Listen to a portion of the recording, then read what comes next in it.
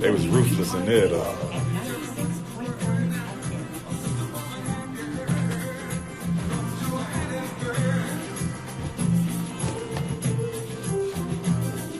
I didn't sleep too good last night, man. I don't know. Just Might have been the ancestors keeping you up a little bit. they've been on me. Ooh, Yeah. They've been on me. Yeah. Plus, I've been doing a lot of traveling and just. My wife said, we going away. As soon as we leave here tonight, I'm out, Dave. Wow, all right. But I'll be back. Be back about Wednesday and Thursday.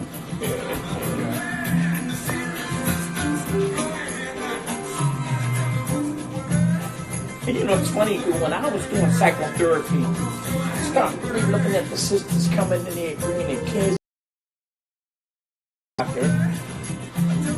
Ritalin and Cogentin. Sitting back saying, Killing them off. yeah.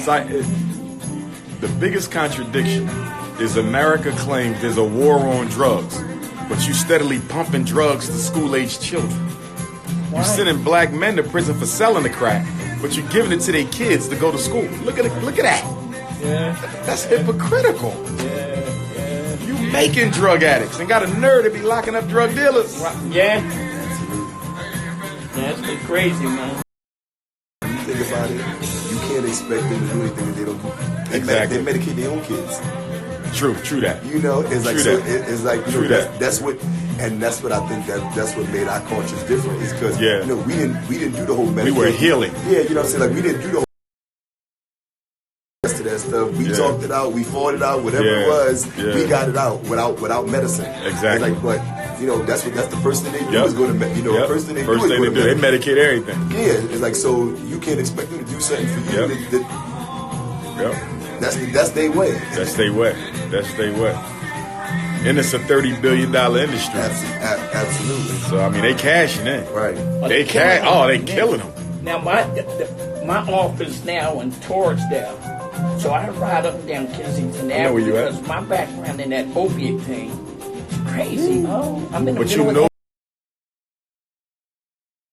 dealing with opioid abuse as opposed to crack. Of course. You see how soft and cuddly they is with these white folks? We need centers, the treatment. You don't hear nothing about no lock them up. With crack, lock them up. You know what? Opioids, we got to help them and save them and nurture. I'm going to go right to that. Yeah, total contradiction. Yeah. Because crack, war on drugs. Opioids, let's do some hospitals, some treatments. Right. They go down there Let's and feed create safe drugs. Get the opioids without overdosing.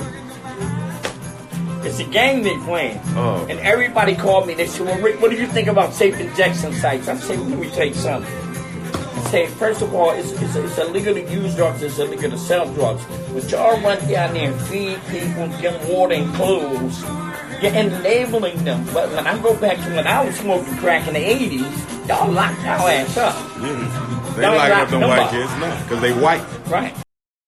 Opioid overdoses are white. That ain't black. Yeah, that's white. Black folks was like, what's that? Yeah. Overwhelmingly white. And as a result of that, their population taking a hit.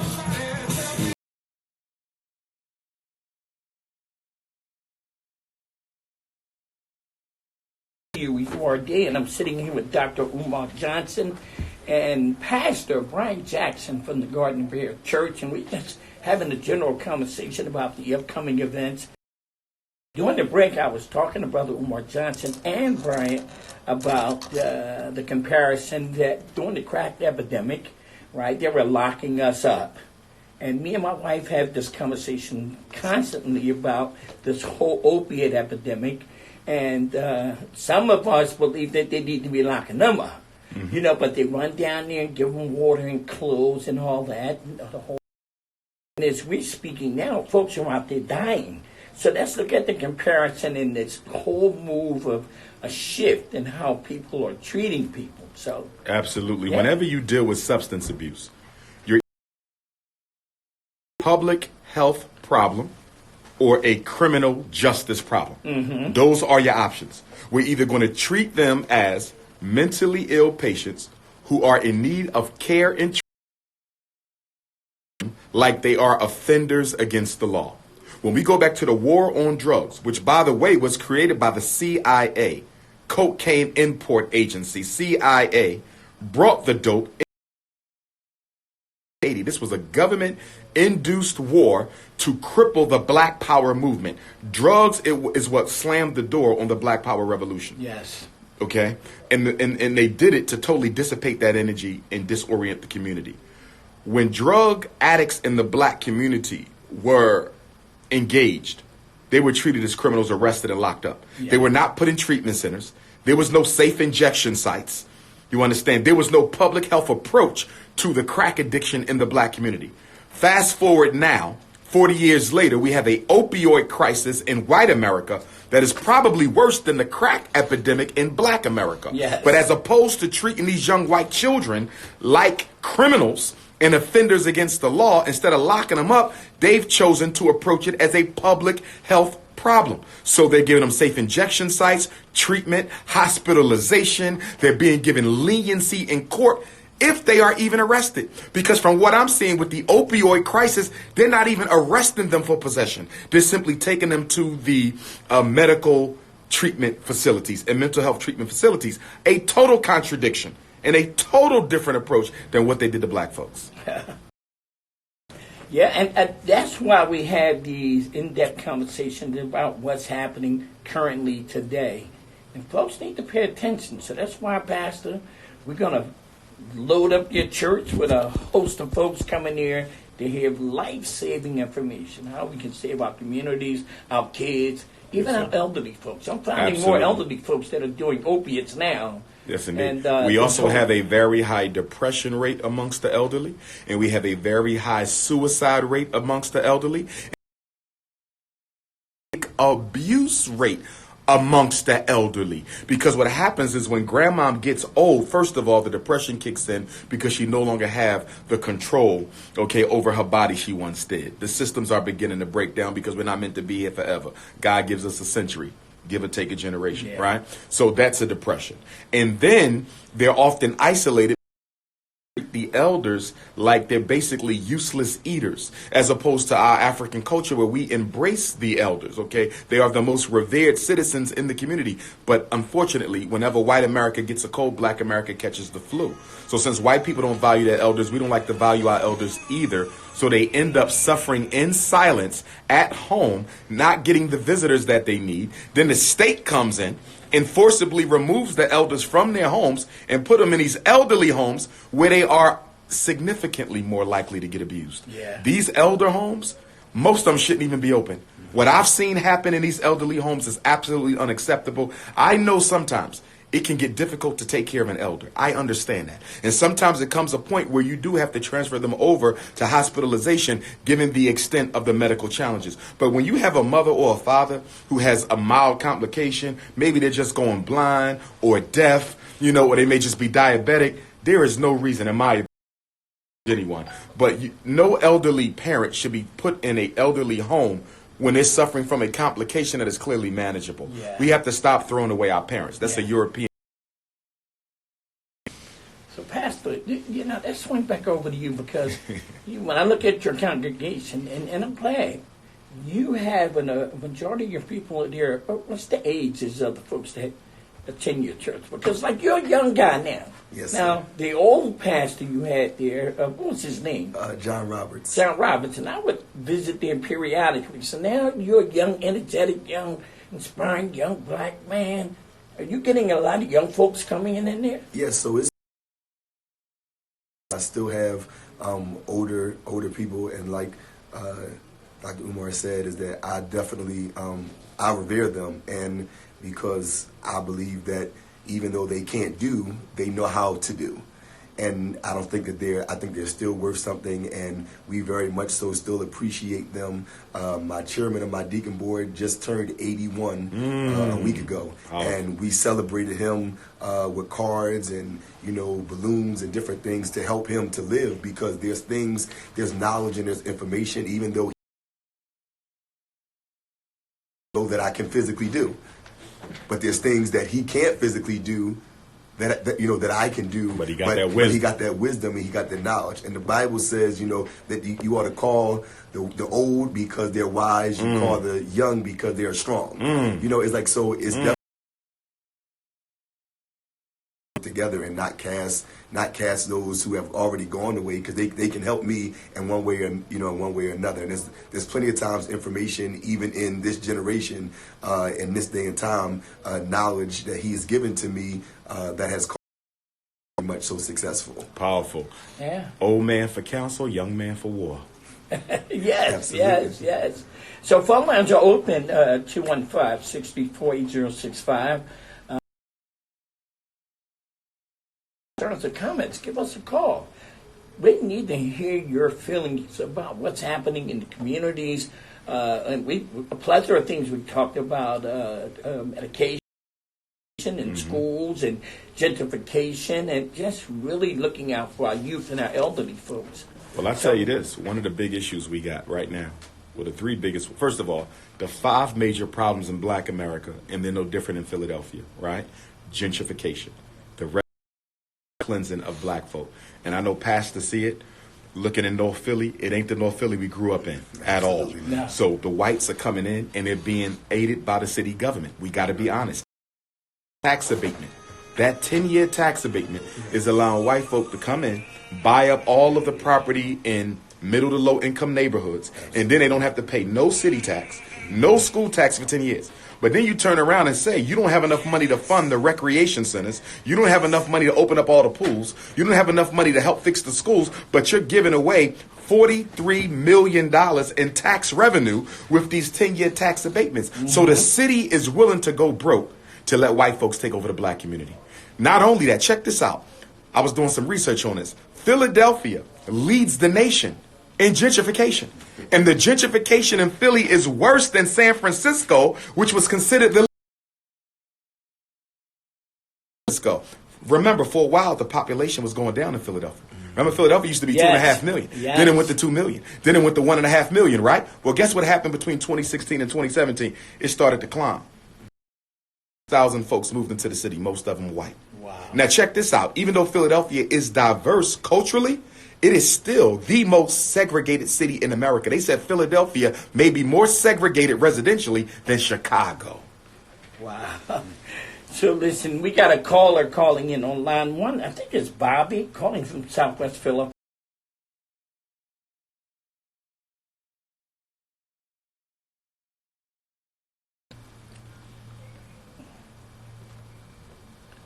Absolutely, Queen. My number is 215-989-9858.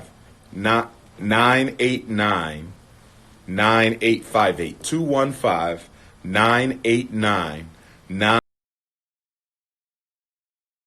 Preferred text message, and we would love to see you, Queen, out on Sunday, June 30th, 4 o'clock at the Garden of Prayer World's Prayer Center, 2217 North 29th Street, between Susquehanna and Dolphin.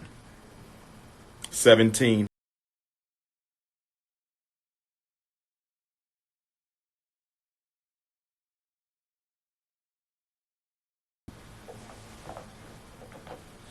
That's all right. Take your time. 2217, 2217, North 29th Street, 4 o'clock, between Susquehanna and Dolphin Street. Yes, ma'am. North Philadelphia all day.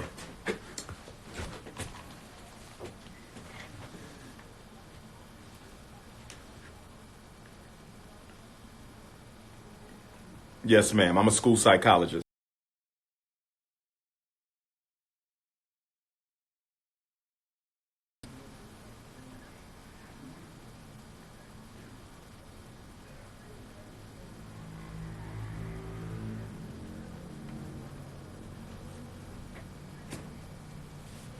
Mm-hmm.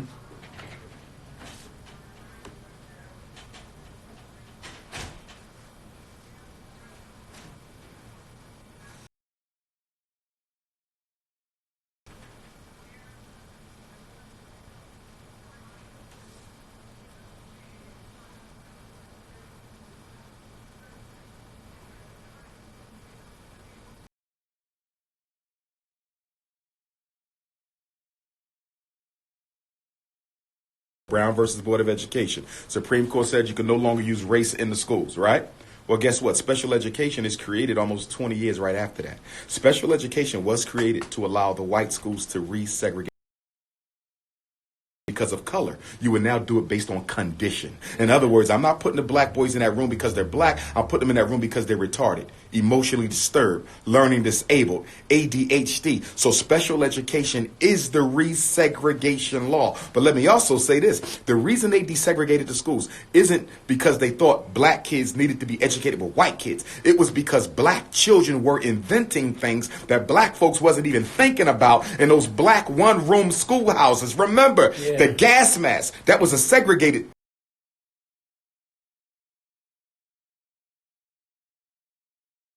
The refrigerated truck, the self-lubricating engine, the walkie-talkie. All of these inventions came out of the minds of black kids before school desegregation. They didn't desegregate to educate. They desegregate to exterminate the intellectual power of black children. Wow. We did it and they hit it. We did it and they hit it. Yeah. Because when we taught our kids, we developed their ability to think.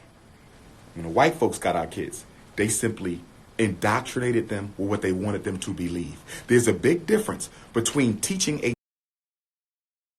and stimulating their natural God-given ability to produce and create. When intellect meets imagination, we all become gods. Wow. Pastor? Man, oh man, he just said a wealth of information. I think that is definitely true.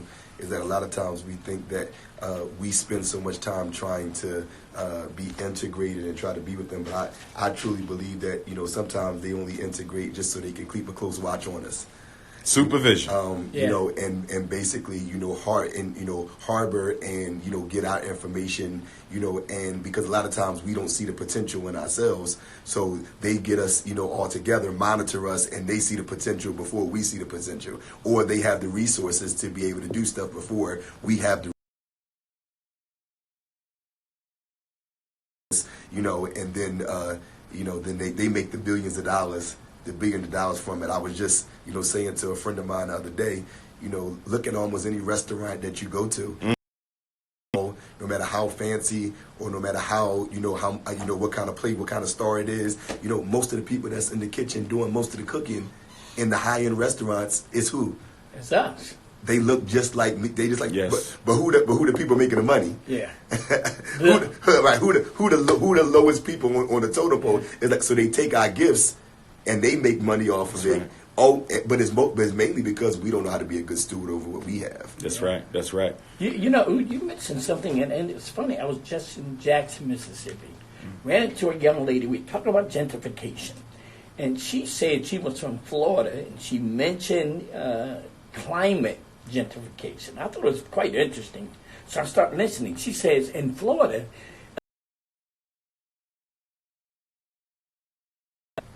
in poverty people, the poor people stay. Mm-hmm. On the coastal line where it is falling apart, where the rich stay, they want to shift. Swap out. And climate gentrification and move those folks that are above sea level, our people, and move them back down here. And I said, wow. So this whole thing with gentrification is a national thing. Oh, it's national. You just mentioned Philadelphia is leading the nation. Philadelphia leads. In fact, check this out. There's 7 cities that accounts for more than half of the gentrification in the country. So take all the gentrification in America. Take all of the ethnic cleansing that's pushing poor blacks out their neighborhood. All of it. 7 cities account for half of it. Philadelphia, New York City, Los Angeles, Washington, D.C., San Diego, Chicago, and Baltimore. And remember, for a long time, nobody touched Baltimore. Go to Baltimore now. White folks are swirling all over it. Wow. Oh, yes. Remember, when white folks left the inner city, they only left because we came. Right. Remember, World War II, they told us come up, get these jobs. When the white folks came back from the war, they said, we don't need y'all no more. Get lost. Yeah. That's where the ghettos came from because they took our jobs back, right? So then white folks ran away with the white flight to get away from black folks. But guess what? We started following them out to the suburbs. Absolutely. So white folks said, damn, I can't go nowhere without Negroes wanting to be next to me. So the white folks said, if they're going to be wherever I be, why don't we lead them out here and go back to where we want to be? Think about it. Why we driving so far out? Thank you. If I want to go to an Eagles game. They working in the city. That's what I'm saying. Think about it. The rich white folks living out there. They got to sit in traffic for an hour to go to an Eagles game. An hour to go to a Sixers game. They don't want that. They say these poor black folk in the middle of the ghetto, they can take one sub stop Literally. And they at their game. They said this can't be that way. Privilege is supposed to be for the rich, not for the poor. And that's why they swapping out. You know, it's funny. I had a young lady work with me, an older sister who, and it's very interesting, 20 years ago, she would get on the train at Center City, and she would ride all the way to the far northeast Patterson. where she Oh, lived. northeast. And then she mentioned that as the years progressed, everybody would get off on the first L stop once they leave Center City, and then there was a shift, a paradigm shift, and now our people are riding to the end Yes. of the line. Oh, yes. Right? Yes. And then those folks, the other folks, Yes. now getting off at the first stop. Oh, yes. So when you look at gentrification and development in these places here, it's quite obvious what is going on. Oh, without question. The ghetto is now going to be the suburb. And the suburb is now going to be the ghetto. I don't know if you caught this, but SEPTA had a couple public hearings on how they was going to modify the public transportation route. And they're planning down the road that some of these regional trains that come in, they're going to cut them off. You know why they're going to cut them off? Because we're going to be out there. So they're going to make sure you can't even get into the city to get a job. Now, let's take this to a Holocaust. Let's take this to a Holocaust perspective. What do we know? What did Adolf Hitler do with the European Jews? Okay? He crowded them into ghettos where they were beyond the sight of the German people, so they could be more effectively exterminated, because where they lived, nobody cared to be. If I want to exterminate black people,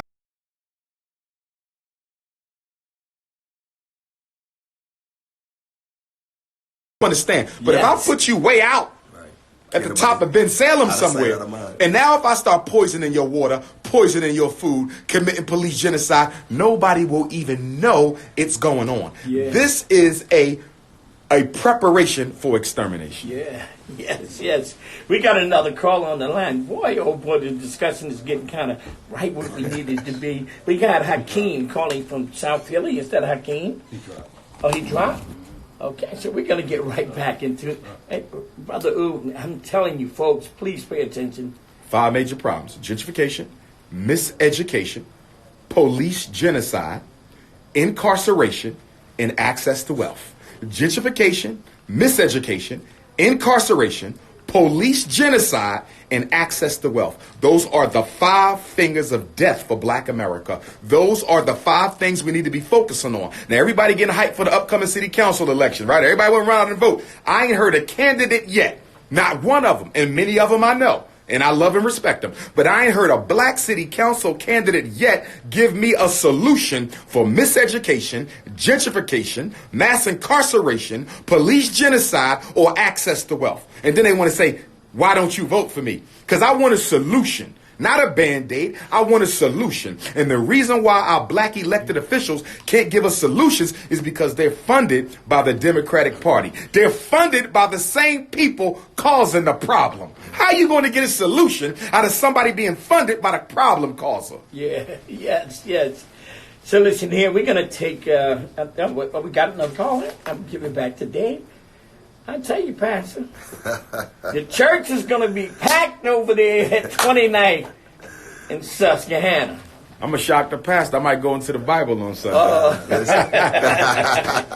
So we got Barbara calling from Camden, New Jersey. Barbara, welcome to the show.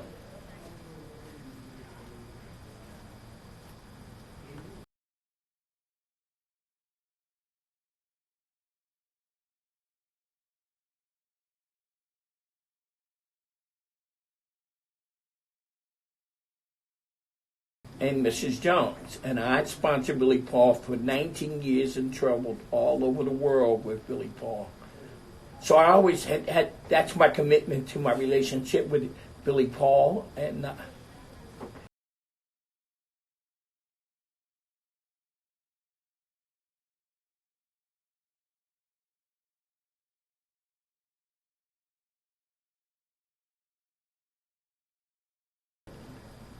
okay, my producer will get your phone number, and I'll make sure you get a copy of This Is Your Life.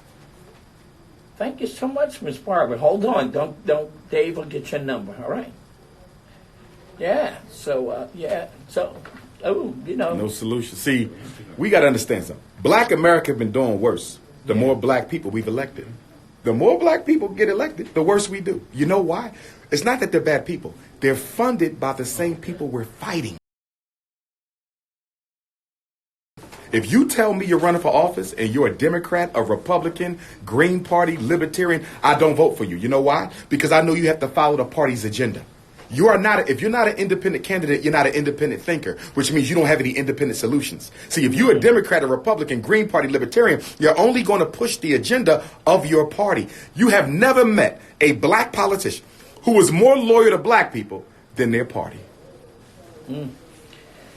Well, I'm telling you again. So here's what we need to do. We're going to take our final break, and we're going to come back and wrap things up. Sure. Don't forget.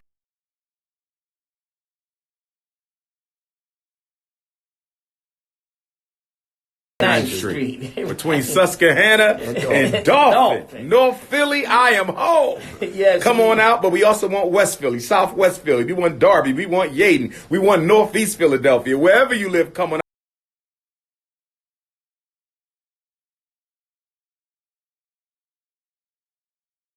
Couple weeks, and you need to be ready. Let's talk about the gentrification. Let's talk about taking our city back. We don't need the politicians. All we need is black power. That's right. So we'll be right back. Yes. Tumors and co-occurring disorders are chronic diseases that do not discriminate. Pastor gonna get a few more calls. they go be. Hey, Pastor. What are you doing? What are you doing up there? I'm coming up there with the boys.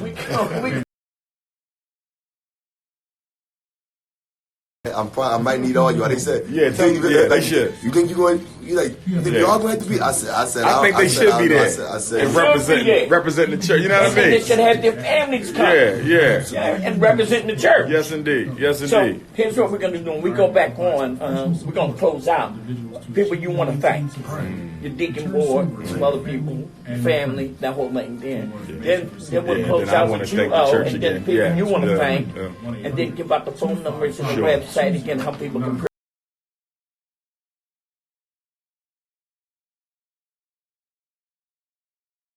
Yes, sir. I don't know what fool keep calling me when I'm on the air. I hate when people do that. I hate when people, they know you live. They know I'm live. Sometimes I think it's a little hater rate. Because why are you calling if he live? Yeah. But you know, University of Pennsylvania, the land that it sits on, that was once the ghetto in West Philly. You do know that. Exactly. Back in the 1970s, they started moving the blacks out, and that's when UPenn took that over. Temple University, that was all ghetto. All the universities sit on top of the old black ghettos. All ghetto. The same thing. Yeah. Crazy. And they're going to keep on doing it. And they keep building, and all the politicians play right along with them. Yeah, I remember Darrell Clark told us that Temple University wouldn't be allowed to go beyond 18th Street, I think it was. They all up to 30th Street. They all up to this, yeah. And, you know what's funny? Darrell and the mayor said, they ain't going to build no stadium down here. The white folks got money, and the lawyer said, listen, he can say what he want to say, but we still moving towards building. I know they wanted that stadium back at Temple. But see, they done shift. Now they done eased up. And they just bought one of my friend's churches on Broad Master. They've been trying to get that church free. I know exactly. I know the four. But it's an older church. It's popular. By the YMCA. Yeah, Mount Olive Holy Temple. But then they catch on fire. Which one? No, that's the other one down the street. Yeah, the biggest. It's like a triangle. Yeah. But see, a lot of churches are selling it. Well, they was adamant about not selling for years, but they had an older congregation. It wasn't really progressive. It's like, so it became a burden. Right. You know, it's like, and then they offer you crazy money. You know, and it's just like struggle money. And it's like, and it's sad with they hurting us. Yeah, it's sad what's going on. Even I building across the street. You know, we had a building across the street that that before I became the pastor, they had sold somebody and they was trying to do something and they couldn't do it. We went back over there to go see it, and literally I was in there, having to compete with white guys. Wow. who of course, who had money on the spot.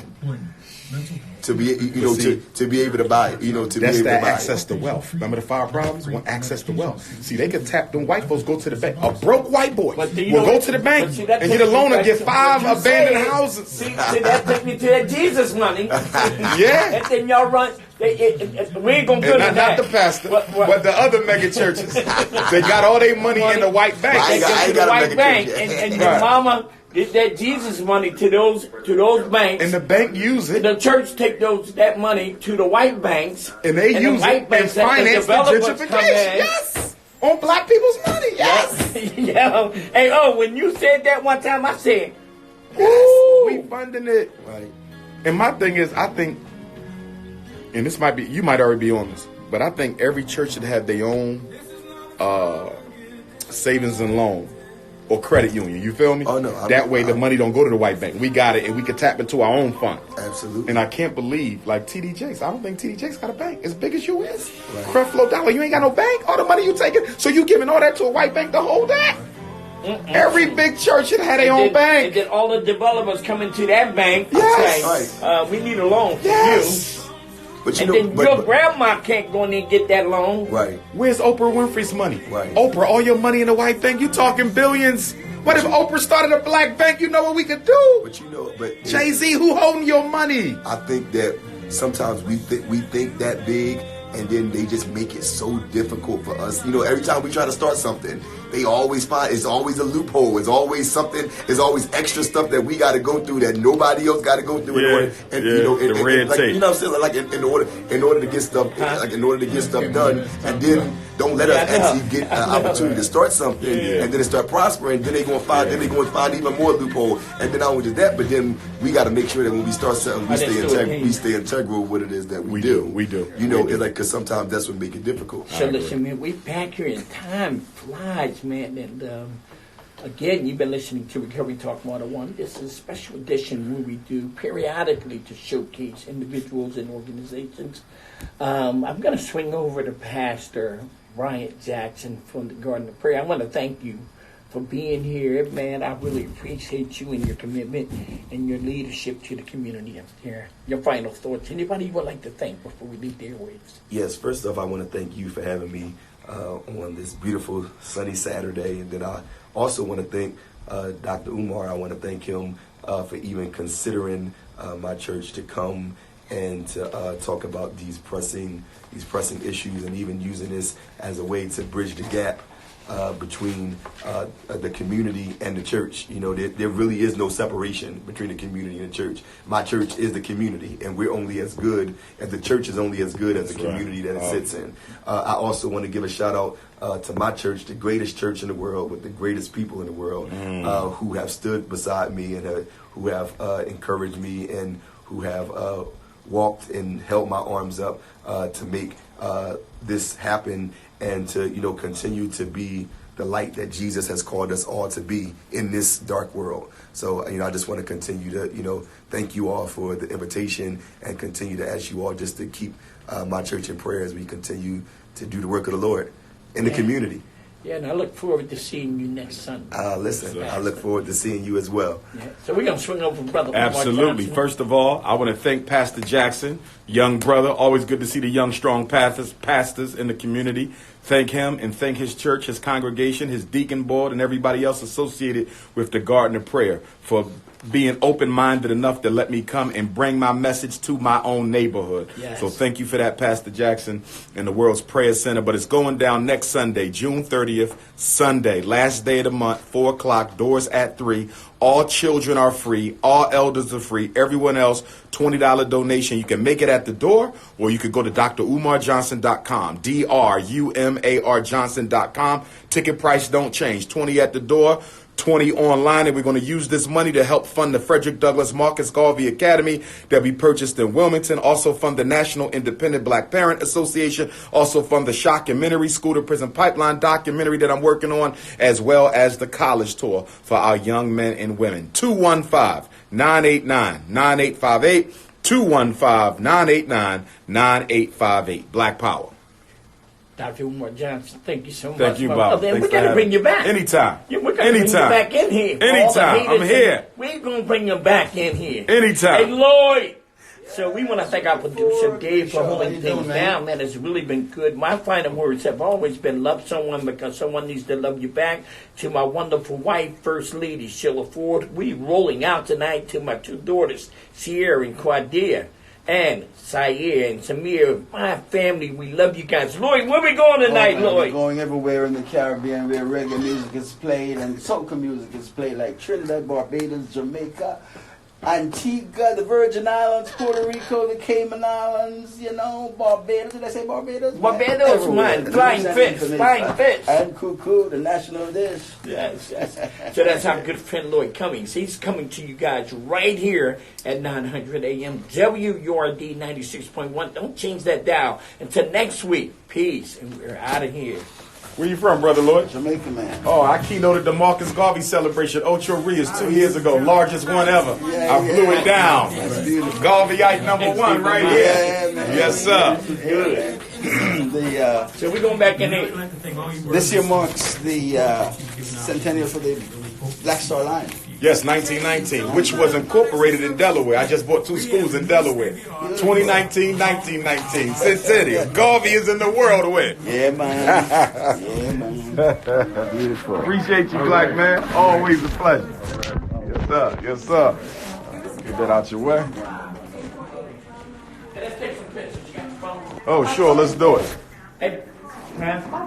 With a little trash. Take them on mine, and I could share them if we need to.